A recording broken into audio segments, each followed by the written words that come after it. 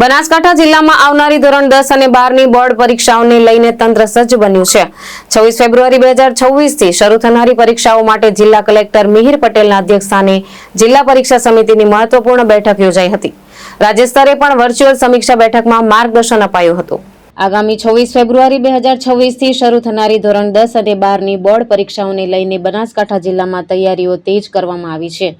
પાલનપુર સ્થિત કલેક્ટર કચેરી ખાતે જિલ્લા કલેક્ટર મિહિર પટેલના અધ્યક્ષસ્થાને જિલ્લા પરીક્ષા સમિતિની બેઠક યોજાઈ હતી।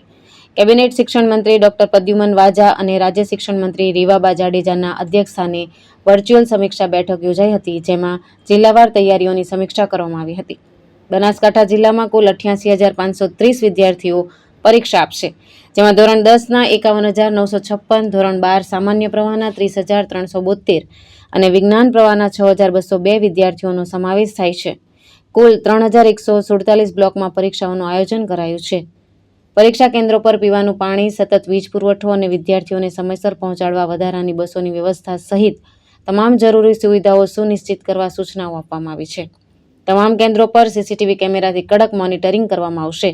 જીતુ સોલંકી, દ્રષ્ટિકોણ ન્યૂઝ, બનાસકાંઠા।